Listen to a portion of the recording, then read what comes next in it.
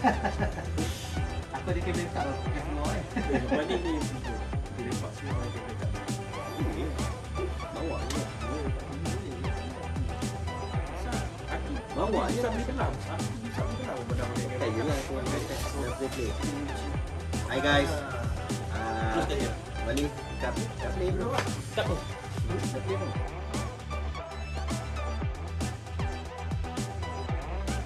Okay, hi guys. Right. Lupa lagi. Backyard. Bincangkan topik-topik semasa, tapi bukan semasa, dulik lah kita nak bincang apa. Jadi yang menyentuh apa-apa saja. Bagi kita pun masing-masing berbeza latar belakang, jadi berbeza pendapat. Jadi kita masih berada di fasa membincangkan berkenaan keperluan duit RM10,000 tu. Macam topik kita yang sebelum ni, kita dah bincang. Kalau korang boleh tengok video sebelum ni, ada link kat atas ni aku serta. Sebelum ni kita cerita kalau korang rasa perlu tak RM10,000. Jadi kali ni kita nak cerita lah. Sebab kita baca ramai kata nak berniaga. Boleh ke berniaga dengan RM10,000 tu? Korang kata korang nak makan, korang nak bayar hutang. Jadi kita tanya orang yang dah berniaga dulu lah. Ya aku last lah. Aku last. Kita nak tengok persepsi penerima KWSP yang lain juga. Aku start dulu lah. Pada aku ni orang yang kata hari-hari nak berniaga tapi tak berniaga. Pada aku kalau RM10,000 tu ada pun aku tak tahu aku boleh berniaga ke.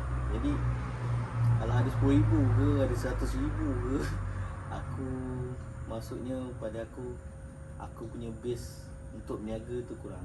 Tapi tak tahu. Sebab aku selalu cerita berkenaan orang-orang nak survive ni. Dia punya tekun dia punya ikhtiar dia tu lain macam sikit lah. Jadi Effort maksud effort dia. Mungkin aku kalau berada pada golongan korang yang tengah merasai sekarang, mungkin aku. Tapi aku still percaya 9/10 daripada rezeki tu berniaga. Jadi impian aku masih nak jadi seorang berniaga lah. Jadi mungkin mana tahu nanti korang boleh tengok next episode rupanya aku dah berniaga. Mana nak tahu kan. Itu pendapat aku lah. Jadi pada aku RM10,000 tu apa bagi kat aku pun tak tahu nak berniaga apa. Jadi aku tapi kalau berniaga makan tu pulang aku masih percaya hard work versus dengan orang kata apa ni, bijak panggil Intelligent. benda lah. Kalau engkau hard work berbanding dengan orang yang bijak menghadap komputer boleh dapat income yang sama, aku selalu membezakan. Mungkin sebab tu aku tak start lah. Tapi aku percaya berniaga mesti daripada bawah, mesti susah. Aku pun pernah berniaga. Bukanlah berniaga makan ni, aku pun pernah. Jadi itu aku tak nak cerita lah. Nanti mungkin nenek aku boleh share. Kita tanya Doam lah. Macam mana? Berniaga? Soalan tu berniaga atau tak? Boleh tak berniaga? Kalau Macam pada aku lah, tema awal diorang timbulkan ni kan. Aku punya persepsi pun memang in future pun aku nak berhenti kerja, aku nak berniaga. okay. Tapi bila fikir dapat RM10,000 tu awal-awal tu pun memang pada pandangan aku nak berniaga. Okay. Sampailah satu masa aku baca status ada kawan aku, dia ni peniaga. Dan dia bercerita tu agak menarik. Dia kata ramai orang cakap dapat RM10,000 nak berniaga. Mostly kawan dia semua cakap nak berniaga lagi. Tapi bila dia bercerita satu-satu fasa dia dah berniaga selama 7 tahun ke apa 10 tahun aku tak ingat. Memang dia kata waktu sekarang dia kata dia tak menghalang orang nak berniaga. Tapi memang waktu sekarang kalau dia tanya semua peniaga pun mostly dia akan cakap waktu sekarang dia orang tengah fasa nak Kecil kan? bukan kecil kan, dia orang fasa nak apa? Keluar. Sustain, nak sustain.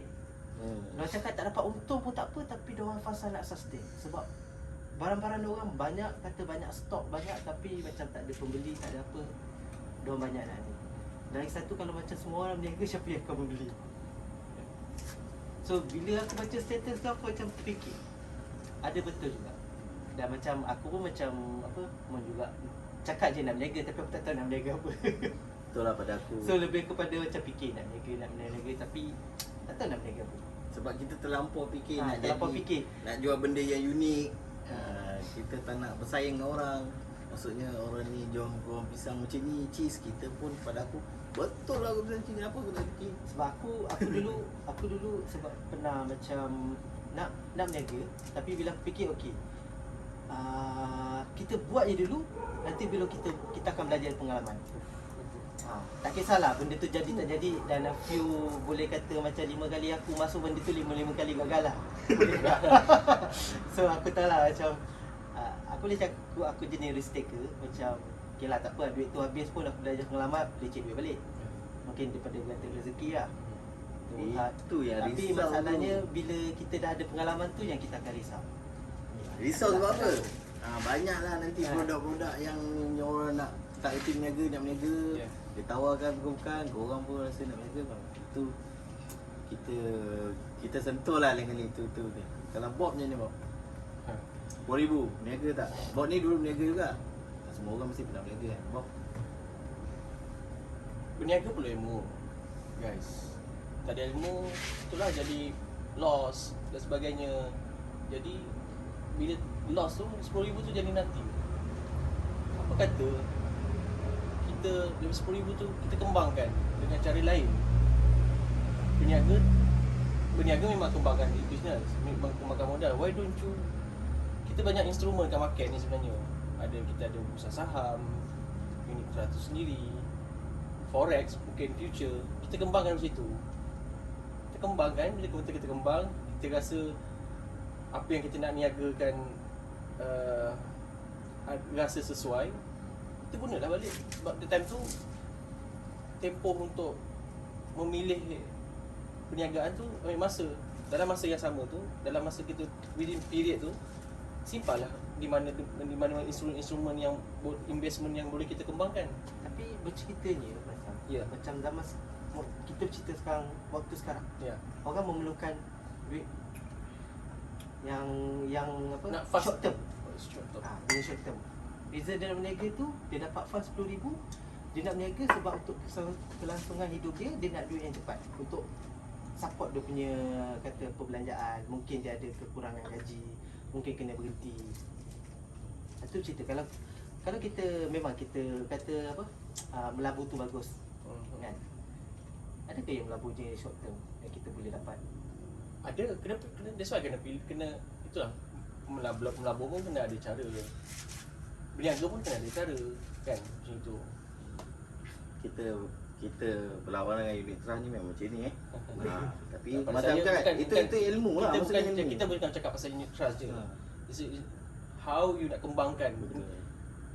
Melabur tu pun berniaga juga, sebab apa yang awak ada 10,000 tu sekarang, awak hantar ke someone, ke company lain, dan company tu akan gunakan modal awak tu untuk dikembangkan. Daripada apa yang dikembangkan tu, dividend, capital appreciation, dan mungkin instrumen tu sendiri boleh bagi awak benefit seperti takafus mungkin, protection mungkin. Pendapat awak macam mana, Cik Hafiz? Sorry, apa ni Atok? 10,000 weh. Boleh tak ni? Ya. Berapa persen untuk berniaga? Okay, sebelum kita sentuh berapa persen patut kita berniaga atau kita tak patut berniaga, aku tertarik dengan kawan-kawan yang lain. So bila Mun kata tadi kenapa dia gagal bermula secara serius lah, dia dah basically sebenarnya dia dah bermula beberapa kali. Betul. Ya, so bila dia kata pasal unik, yes, business perlukan benda tu unik. Tapi problemnya kita yang tak start ni, kita fikir terlalu unik. Betul. Kan, sebagai contoh keunikan, aku suka Bini Am berniaga jual kek. Basically kek dan cookies dia cukup unik dah. Sedap. Sedap lain cerita lain cerita sebab kita lagi-lagi dalam gig ekonomi ni, kita kat media sosial, kita tak nak gambarkan sedap tu susah. So yang boleh nampak adalah unik. Dia ada cookies M&M. Sebab aku friend dekat Facebook kan, jadi aku nampak presentation dia. Tak apa, nanti next kita minta dia tanya makanan ni. Nampak sangat bujang lah, alamak keropok kan. Mungkin next kita boleh tu, tak apa, nanti kita try. So unik, so jangan fikir terlalu unik. So Jalan terus. dapat sedikit keunikan, jalan terus. Dan ada sebut pula balik tadi, belajar daripada pengalaman tu, sebenarnya kita belum cuba jual pun. Tapi kita dah fikir, ni ada orang nak tak? Tu Am kata kot. Lepas tu, the best point yang Am sebut tadi adalah kalau semua berniaga, siapa nak jadi beli? Okey, kita balik kepada pangkal yang Moon kata tadi, 9/10 adalah daripada peniaga. Siapa cakap peniaga tak boleh beli dengan berniaga? Betul? So which mean kalau semua orang berniaga, duit akan circle lebih laju lagi daripada apa yang berlaku sekarang. Okey, menarik tu. Even though Tak pernah lagi orang ulas Selalu orang cakap Saya setuju yang tu. Ni- Saya terfikir juga benda tu. Selalunya orang cakap orang Melayu ni, orang tengok berniaga dia pun nak berniaga. Sebenarnya Atuk cakap sebenarnya berniaga menarik Mungkin tu. mindset dia macam niaga, dia akan tolong peniaga lain. Peniaga tu akan tolong peniaga lain. Kan? dia at least secara tak langsung lah. Sebagai contoh, kita ambil niche yang sama, very same lah, kita nak cerita yang berbeza. Dua orang peniaga mie rebus. Mie rebus ni suddenly seorang habis telur. Kalau dia ada satu kesepakatan, boleh pinjam kat sebelah telur rebus tau, bukan telur dia. Telur kat sebelah. So basically ekonomi still bergerak. Betul. Ada satu istilah buat masa sekarang, bukan waktunya untuk bersaing, tapi adalah bersama-sama. Ataupun ayat dia apa? Apalah, ada Togetherness. Itulah maksudnya. Boleh tapi bukan untuk bersaing, bukan untuk jatuhkan lah. Kita perlu bersama-sama. Sustain. Tu orang cakap lah untuk sekarang. Tapi tak tahulah boleh apply ke tak. Okey, so sambungan dia. Sambung So dia. Bob cakap tadi banyak pilihan lain selain berniaga. Okey, back to basic balik. Everything is a business. Ya. Okey, so dia kalau dia cakap instrumen yang lain tu bermaksud portfolio yang lain. Okay, sebagai contoh, kita melabur saham dan sebenarnya Orang ramai sekarang ni tengok usaha tu mungkin kita punya frontliner Grab bawa balik. Cun bro. Baik bro. So basically bila Bob cakap pasal contoh saham lah, saham. Sebagai contoh saham, sebenarnya kita adalah pemilik syarikat. Betul. So kita berniaga lah. Betul. So doesn't matter macam mana pun, so benda tu adalah berniaga. Betul. Tu asas. So Mon tanya tadi soalan pada saya, 10,000. Cukup tak? Cukup tak berniaga? Kalau sen ke takkan nak 10,000 niaga semua kan? So secara asas dia macam ni. Saya bermula dengan RM50 berniaga. So saya tak nak cerita income ke apa, tapi basically saya boleh bermula dengan RM50. Tu first. Second adalah RM10,000. Let's say kalau kita letak perniagaan pertama yang kita nak buat, pastikan bawah RM2,000. Tips baru. Okay, why bawah RM2,000? Untuk ni untuk orang baru lah, orang lama janganlah ikut bawah RM2,000 pasal dia dah tahu calculation, dah tahu banyak, dia dah ada ilmu. Basically orang yang baru nak masuk berniaga ni, ilmu ada tapi mungkin praktikal tak cukup. Cara tak tahu. Sebab masa berniaga ni kita akan jumpa halangan. So let's say kita letaklah RM10,000 tu memang untuk berniaga. So kalau kita cuba RM2,000, dan saya berani jamin perniagaan pertama gagal. Okey. Pertama gagal. Ingat. Sebab tu orang berniaga kita selalu tengok dapat kaya. Siapa pernah tanya dah berapa kali gagal? Jarang. Sebab kita dah terlalu mengagungkan yang kita nampak peniaga ni bila dia berjaya. Kita tak nampak dia masa dia gagal. So cuba tanya setiap peniaga yang korang jumpa, tanya balik dah berapa kali dia orang gagal. Betul. So let's say kali pertama gagal, ada berapa percubaan kita boleh buat sekarang ni? Betul. So kita ada 5 kali percubaan lagi. Kalau kita buat bawah RM1,000, kalau kita start RM50, kita ada banyak. Biasanya kalau first business start RM50, second tak nak RM50, ada dah Maksudnya RM100. limit tu 2,000. Max. Maximum 2,000. Untuk first time try. Itu ada dia punya par dia lah. Tapi start yang kecil, maksudnya peluang untuk korang gagal, bukanlah nak suruh korang gagal. Peluang untuk gagal bangkit bagaimana tu ada lagi dah. Ada chances. Cushion dia. Ya, maksudnya kita ada peluang lah untuk bangkit sebab dia ada dua benda orang buat bila gagal. Menangis atau bangkit balik. So kita pilih. So andai kata kita dah ada plan untuk bangkit, kan lebih mudah bangkit berbanding RM10,000 tu dah habis, kita nak buat apa? Kita dah terfikir nak buat apa, nak meminjam lah apa benda pun susah. Lebih baik kita okey, aku gagal, is okey. Kaji dulu kenapa gagal tu, buat baru. Betul. Sebab banyak pun platform kat sekarang ni kan, tak sepertinya korang kena jual rumah ke rumah. Ya. Maksudnya banyak. Maksudnya okey.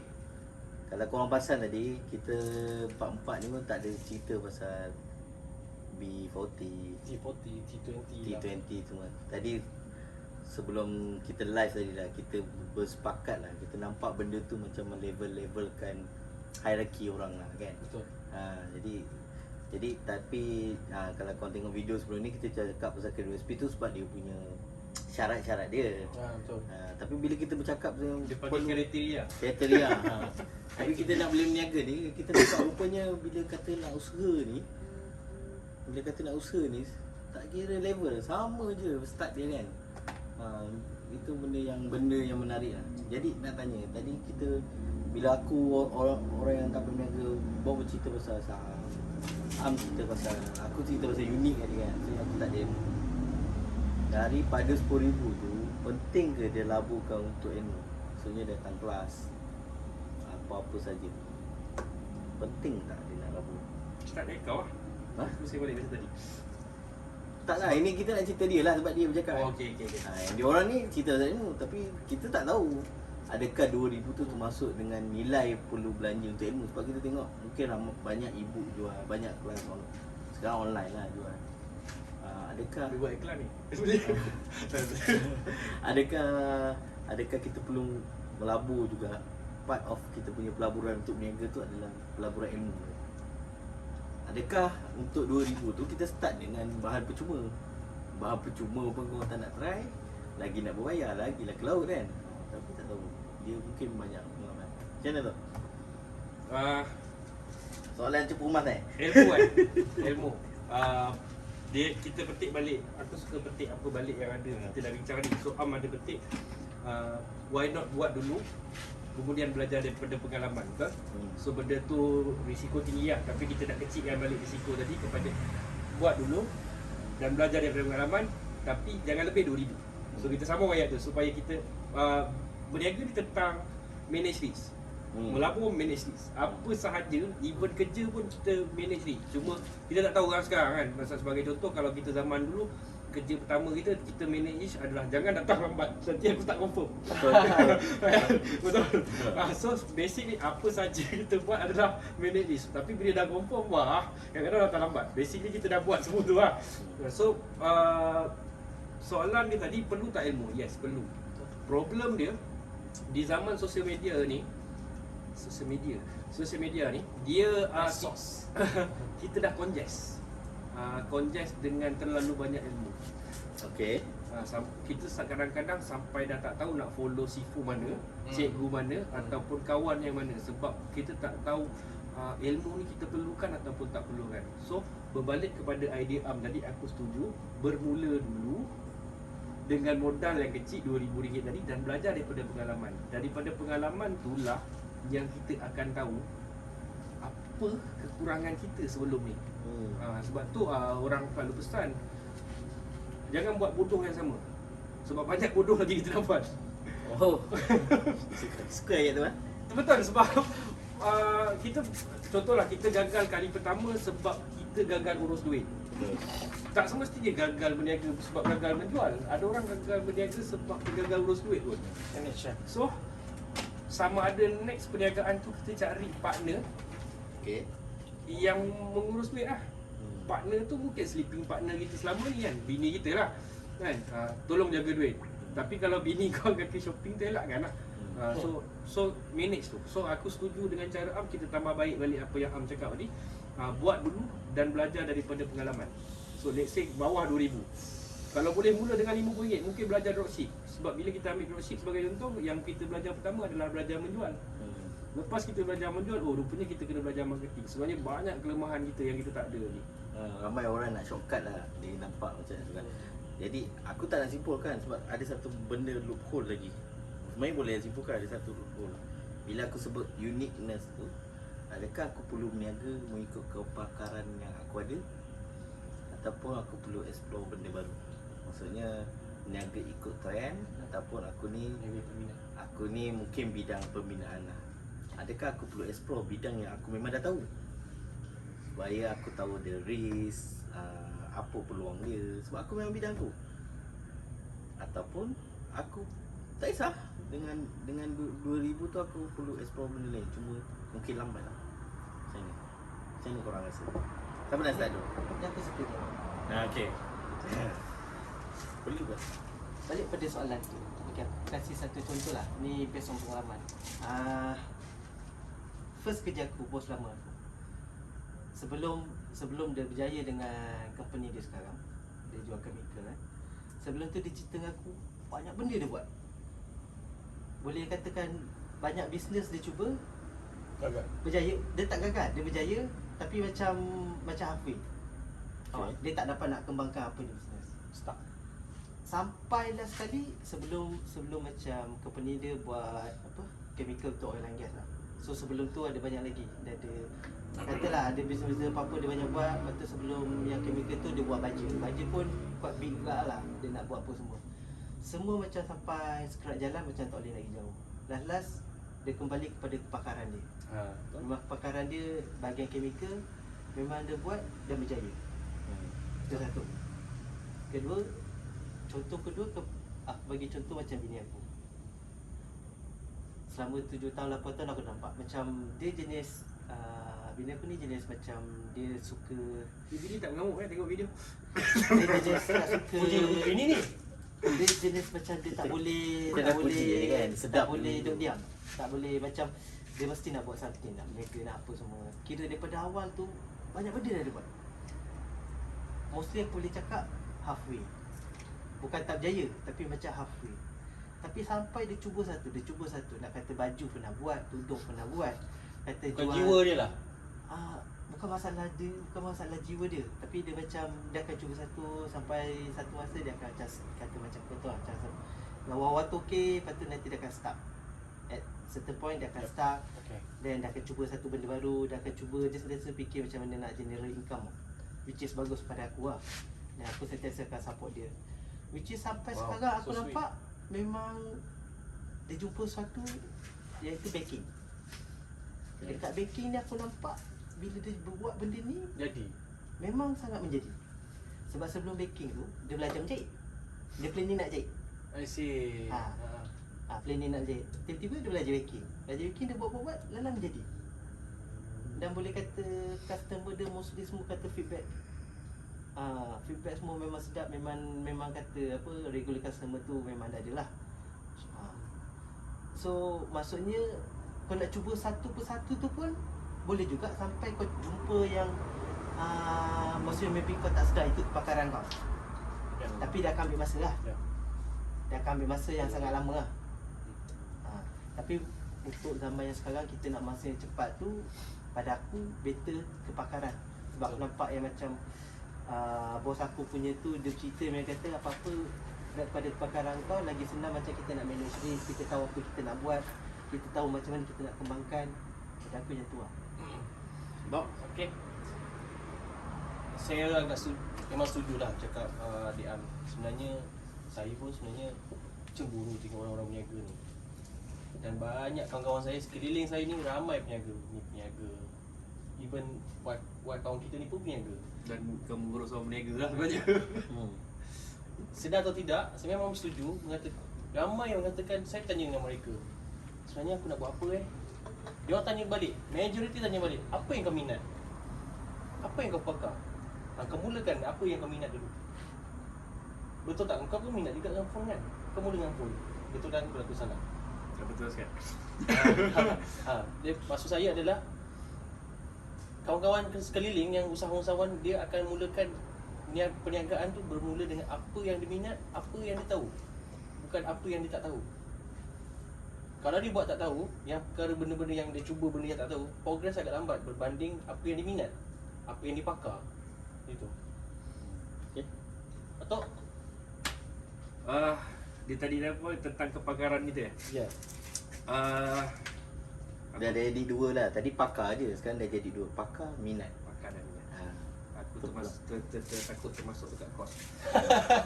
Pokok, minat dengan pakar ni adalah benda yang menarik lah. Minat, pakar. Dia dua benda sebenarnya. Am tak realise benda tu Bob dah betul kan. So minat dan pakar adalah dua benda. So minat dan pakar. So basically saya tak minat. So saya boleh nak kata pakar malu pula, tapi basically on industri, saya antara owner syarikat yang ada sertifikat diploma dekat mobile. Okay. Sebab saya boleh akui sebab college saya adalah college yang pertama ada course tu. Okay. Okay, so taklah pakar, tapi itu adalah kepakaran saya dalam diri lah.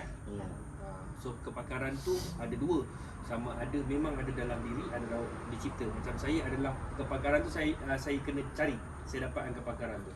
So ada orang datang dengan talent daripada kecil, dia mungkin memerhati mak bapak dia buat sesuatu, so dia dah boleh buat, ataupun dia memang tulen. Contoh sebagai contoh Messi dengan Ronaldo.